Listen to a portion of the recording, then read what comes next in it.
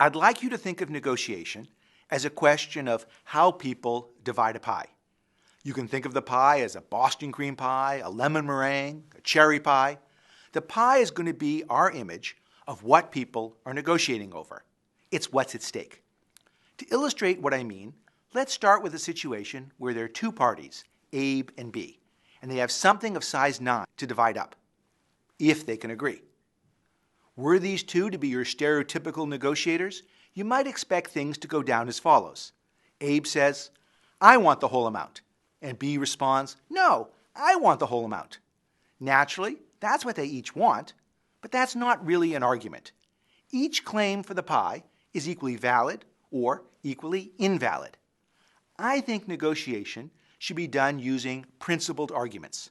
Simply asking for the whole pie isn't a principle. I want you to think of negotiation as more like a math problem than a tug of war. Thinking of negotiation this way allows you to be dispassionate and to better understand what's really at stake.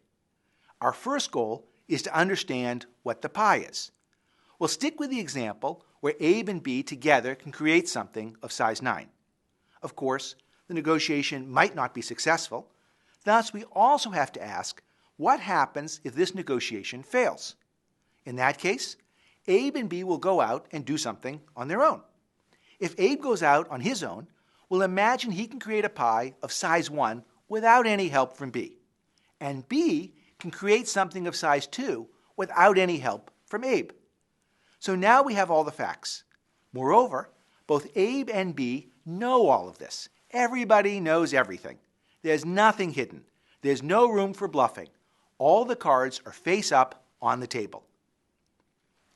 It may seem obvious that the two of them should reach an agreement, since the amount to be divided is much bigger than what they can create on their own. But to get there, they have to agree on how to divide it. Abe might propose what seems like the simplest and fairest solution of all. Just divide the 9 in half, so that both parties get 4 and a half. That's fair, right? B counters that she should get 6, while Abe gets 3. Why? Well, B is twice as strong as Abe. She is worth twice as much as Abe on her own, and so they should divide the pie into 3 equal parts. B gets 2 of the 3, and Abe gets 1 of the 3. That leaves 6 for B and 3 for Abe. I don't think either of these proposals is right.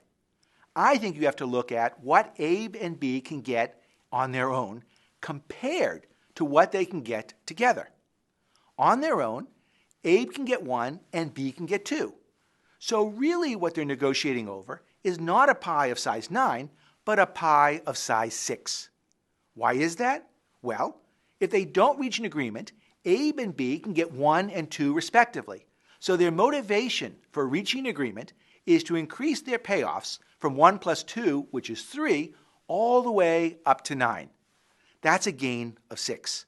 And that's the pie. That is what this negotiation is about.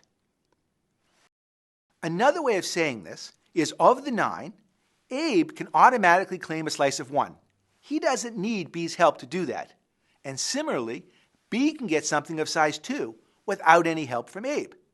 If they decide to work together, that's another 6 that they can get, and here's the big point. Abe needs B just as much as B needs Abe to get that extra 6. B can try and make the claim, "Oh, I can get twice as much as you if we don't work together, so I have twice the claim to the pie.